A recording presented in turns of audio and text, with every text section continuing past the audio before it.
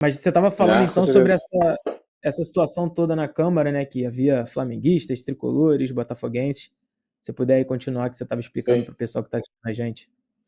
Ah, perfeito. Era para pontuar que aquela moção de repúdio à interdição de São Januário teve a assinatura da maioria dos vereadores dos mais diferentes clubes. Né? E eu tive presente na semana passada também naquela reunião que teve em São Januário, né? E fomos depois programados estender a faixa de Libera em São Januário, a assinatura do manifesto. Eu era um dos presentes, eu estou naquela foto. E aí lá foi debatido, né, os caminhos aí para o futuro. Vamos lá. Do ponto de vista da justiça, do judiciário, são duas frentes. Uma é o recurso ao Superior Tribunal de Justiça, o STJ. Então, infelizmente, perdemos por 2-1 no Tribunal de Justiça, no TJ. Tem que ter o recurso para cima. É um problema que demora, porque o acórdão tem que ser publicado, que é a decisão dos desembargadores. Os advogados do Vasco precisam de alguns dias, pelo menos, para poder fazer um recurso robusto, que rebata ponto a ponto. Eu sou advogado de formação, ainda que o clube queira fazer o mais rápido possível, não sai de um dia para o outro. Né? E ainda vai para o STJ, e até cair para o ministro, despachar com o ministro, mas então é um processo que demora. O outro lado da justiça é convencer o Ministério Público a assinar a droga do TAC, né, do termo de ajuste de conduta. Porque aí, de fato, essa ação acaba, ela morre. Né, e de quem depende hoje essa assinatura? Do promotor, o Rodrigo Terra, né, que representa o Ministério Público nessa ação, né, e o Vasco. Hoje, inclusive, vi uma matéria, né, de que parece que, enfim, o Vasco está conseguindo chegar a um acordo com o Ministério Público, o que é um caminho muito mais rápido do que o recurso para a STJ, mas tinha uma dificuldade de diálogo, né, com o Ministério Público, com o Terra. Felizmente, em função da mobilização do Vasco, da repercussão da imprensa, o próprio evento de domingo, eu acredito que tenha sido muito importante para isso. Então, tudo que a moção de repúdio aqui na Câmara, os deputados estaduais reclamando, abaixo assinado do deputado federal, eu acredito que todas as iniciativas, ninguém vai saber dizer o que foi que mexeu na cabeça do Ministério Público para o Terra, né, tá menos intransigente. E por isso, na minha opinião, tudo que foi tentado, todas as mobilizações foram muito válidas, porque o caminho do TAC é o caminho mais rápido, mais seguro, né, e que no médio e longo prazo vai de fato garantir São Januário aberto. Agora, aquilo, é justo o Vasco ser o único clube que precisou fazer um TAC para ter São Januário funcionando? Não. Né, mas infelizmente, às vezes, a realidade é injusta e a prioridade é reabrir São Januário, jogar com a torcida, né, e o quanto antes a gente poder avançar na modernização do nosso estádio para que qualquer mentira como essa não emplaque mais, a gente não precise passar por essa perseguição como estamos passando aí nos últimos 2 meses. Poucas vezes eu vi tanta mobilização, né, de todas as instituições, torcedores, né, a própria imprensa também. E eu até falo que eu também sou vascaíno, não escondo aqui a ninguém, falo dos 4 clubes, mas eu vi que houve sim uma perseguição, né, de fato. E queria saber assim de você, a sua visão enquanto vereador, mas também enquanto torcedor, o que deu na cabeça do Ministério Público, se é algo que tem algum fundo político, né, assim, o que você entende dessa motivação de ter interditado São Januário, sendo, como você confirmou, apenas o Vasco como prejudicado nessa história, né? A gente sabe que não é o primeiro caso, de fato, que houve de brigas dentro de São Januário, eu sempre também saliento isso, de fato, é algo que aconteceu bastante até nos últimos anos, né? Enfim, nas outras gestões, mas não é o caso aqui da conversa.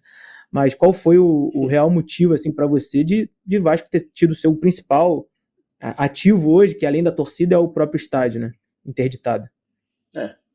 O Terra, né, o Rodrigo, que é esse promotor do caso, ele há muitos anos já, ele e outros, né, do Ministério Público têm uma posição muito contrária às torcidas organizadas, ao que acontece nos estádios, e vão sempre para cima disso, por vezes de forma justa e por vezes de forma muito injusta também. Né, em vez de ir no CPF das pessoas também, em vez de pegar 5, 10, 15, 20 pessoas que cometeram ilegalidades, que foram vândalos, que realmente não poderiam frequentar o estádio, acabam indo em cima das torcidas organizadas, acabam indo em cima do clube, né? E infelizmente o Vasco, nesse elo, é o elo mais frágil, porque o estádio de São Januário está incrustado dentro de uma comunidade, que tem as ruas estreitas, e pertence exclusivamente ao Vasco, né? O que é um orgulho para a gente, mas do ponto de vista do promotor, do Ministério Público, é muito mais fácil, né, ele tentar colocar essa agenda dele de, olha, algo precisa ser feito porque as torcidas estão descontroladas, esse vandalismo. Ele queria alguém para descontar, ele queria alguém para fazer valer essa pauta dele. E aí ele nunca vai fechar o Maracanã, nunca vai fechar né, o Engenhão, e nesse caso o Vasco sempre foi o elo mais frágil, né, porque ele consegue criar esses argumentos que, na minha opinião, são elitistas e preconceituosos, mas dizer que o entorno é uma comunidade, que é perigoso, que não pode. E aí pegou o incidente contra o Goiás, que é lamentável e merecíamos, né, alguma punição da STJD, mas não merecíamos tudo que aconteceu depois. Então, na minha opinião, ele juntou a oportunidade ali daquele momento com uma pauta que ele já queria implementar e encontrou o elo mais frágil aí, né, para ir em cima. Acredito que ele não colocou na conta o que viria da reação da torcida vascaína, que todos nós conhecemos, mas talvez ele não conheça. Né? Era o que ele não contava. E, felizmente, a boa repercussão da imprensa também, que nesse raro caso abraçou o Vasco, né? Nem sempre é difícil até os momentos que a imprensa está com o Vasco, mas nesse caso, felizmente, a imprensa esteve junto. Mas na minha visão, ele não estava perseguindo, né, especificamente o Vasco. Ele tinha uma agenda, né, anti-torcidas organizadas o que acontece nos estádios, e descontou no Vasco. Tanto que ele fala, em algumas das decisões dele, ele fala, começamos pelo pior. Uma fala absurda, né, tratar São Januário como pior, etc. Mas você vê que ele não quis dizer como se fosse, o problema é só o Vasco, é só São Januário. Ele quer mudar a realidade das partidas no Rio de Janeiro, das torcidas organizadas. Ele quer organizar isso como ele acha que deveria ser organizado e escolheu o Vasco aí para a cruz. Em São Paulo tem essa agenda bastante, né, em relação às torcidas únicas, né, às torcidas organizadas. E só um ponto também importante que eu queria tratar, a parte econômica e social, né, da barreira do Vasco. Você mesmo trouxe um tweet recentemente sobre quantos comerciantes, quantas pessoas do entorno se prejudicam com essa canetada da justiça. Que para mim eu sou assim, um grande defensor da pessoa poder ter o seu direito do trabalho. Já não tem um direito ao trabalho ali, né? É uma situação que ela depende dos jogos para viver, para sobreviver. Como você enxerga essa questão econômica também daquela região? Eu sei que a prefeitura até fez um trabalho mostrando como essas pessoas são afetadas, né? Você é um cara que é crítico também, enquanto político, né, de algumas decisões da prefeitura, mas nesse ponto acredito que, de fato, haja prejudiquem bastante nessas pessoas no entorno. Né? É muito importante o estudo da prefeitura, porque ele trouxe os números ao que todos nós sabíamos que era uma realidade. Você interditar São Januário é prejudicar diretamente todo o entorno. E como o próprio promotor e o juiz diz, é um entorno, né, socialmente, economicamente, desfavorecido, de muitas pessoas que têm dificuldade para levar a renda para casa, de pessoas muitas vezes humildes. E aí a grande solução que o promotor encontrou, né, e a justiça foi de interditar São Januário. E aí os números da prefeitura mostram, são 18 mil pessoas diretamente impactadas, né, centenas de trabalhadores ambulantes, de diaristas, porque os bares e restaurantes, muitos deles contratam pessoas, né, para trabalhar na quinta, para trabalhar na sexta, no dia do jogo, um dia antes para organizar a mercadoria, né, as pessoas que estão na rua vendendo, então são centenas de pessoas, né, e aí desde o dono do bar até o cara que é contratado no dia, até o comércio ambulante, que simplesmente ficam sem renda. Né? Para onde está indo, né, essa torcida? Está consumindo em outra parte da cidade, vendo o jogo de casa, né, e o grande ativo de São Januário que leva essa renda, né, para dentro da comunidade, para dentro do entorno, essas pessoas ficam diretamente prejudicadas, e é um absurdo que o juiz, o promotor, não tenha minimamente pensado nesse efeito que é muito óbvio.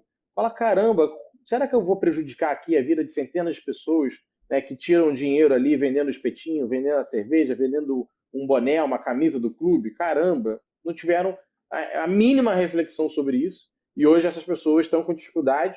E, mais uma vez, um golaço a mobilização da torcida vascaína no domingo, pelo clube, pelo esporte, para mandar um recado para todo mundo, mas, sobretudo, para ajudar um pouco aquele comércio que estava precisando muito, né, da torcida presente, das pessoas consumindo e botando dinheirinho lá. Vereador, última pergunta, aproveitando aqui até a participação de um membro do canal, Gustavo, sobre a interdição de São Januário, aí a sua opinião, se você vê que se tem alguma ligação com esse confuso processo licitatório também no Maracanã, né? A gente vê que o termo de permissão de uso tem sido renovado um atrás do outro, não há de fato um processo licitatório.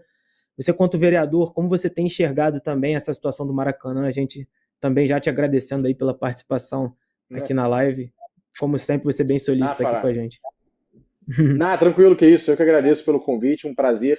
Eu, sinceramente, eu não acho que tenha alguém por trás articulando de vamos perseguir o Vasco, a gente não deixa ele jogar no Maracanã, e a gente interdita São Januário.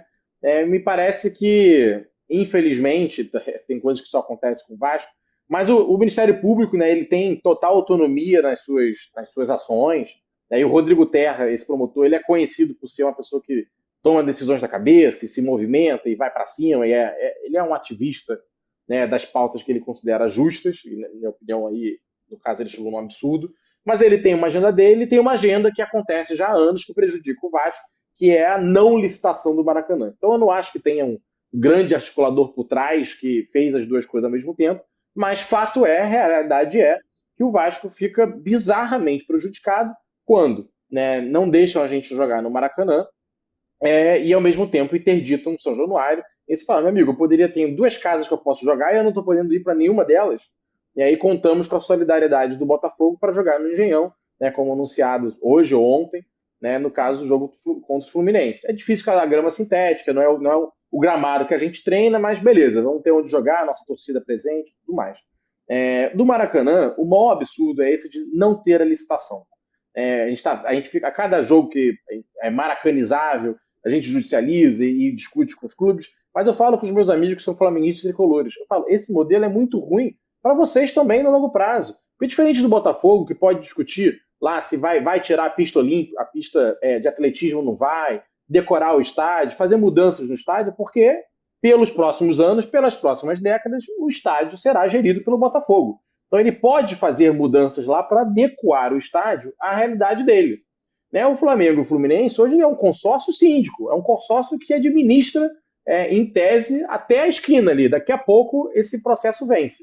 Né? E aí fica sendo renovado, mas é uma insegurança jurídica, porque você não consegue fazer um investimento de médio prazo, de longo prazo, fala, eu vou começar a investir, porque daqui a 3 anos eu vou concluir uma obra. Porque o Flamengo e o Fluminense não sabem se vão estar lá daqui a 3 anos. Não dá oportunidade do Vasco disputar a licitação. Não dá oportunidade, como inclusive acho que é o melhor modelo, de uma empresa que não é um clube ganhar a licitação e no edital está previsto, olha, é uma quantidade de jogos para esse clube, para esse clube, para esse clube, vai ser adequado dessa forma, e a empresa, né, que seria um terceiro não interessado, que os clubes sempre vão ter a sua rivalidade, essa empresa faz a gestão e organiza o calendário dos clubes. Na minha opinião, é o que funcionaria hoje melhor, mas quem vai dizer isso não sou eu, é a licitação. O que não pode é não ter licitação. Isso, cara, isso é jeitinho. E aí você vai ver a concessão de vários estádios do Brasil afora, né, são dezenas de milhões de reais, sem exagero aqui, são dezenas de milhões de reais que a empresa vencedora paga pelo direito de gerir aquele estádio. E aí Flamengo e Fluminense pagaram quanto para gerir o Maracanã?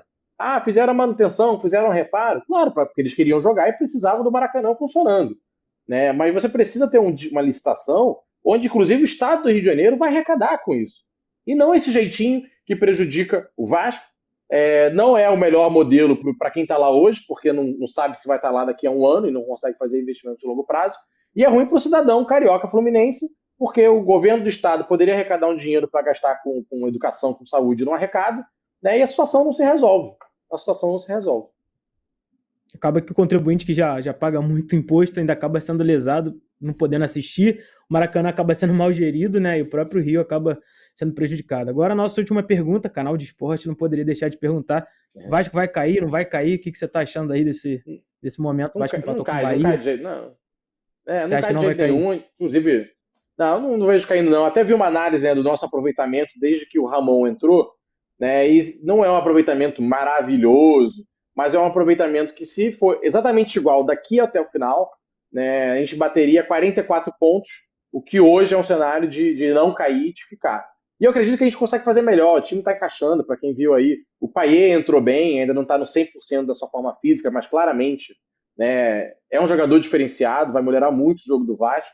O time está encaixando, né, as peças, imagina, a gente tem um novo time que chegou, né, no meio da temporada. Então o Paulinho ali tá jogando muito bem, mas acho que ainda segura a bola um pouco demais. O time vai encaixar, e encaixando, ele não é um time para fazer o aproveitamento que está tendo hoje.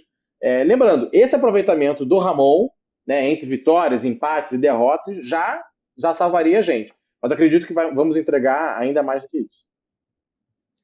Vereador, tem muita pergunta aqui, o pessoal perguntando sobre andamento em relação ao entorno de São Januário, mas a gente combinou esse nosso papo aqui. Queria agradecer mais uma vez seu tempo, deixar aqui um espaço também para você mandar um recado para os nossos inscritos, para os nossos membros, e te agradecer novamente pelo tempo. Se quiser deixar suas redes sociais também para o pessoal acompanhar seu trabalho, fique à vontade. Muito obrigado mais uma vez pela participação, viu? Fará, eu que agradeço aí mais uma vez.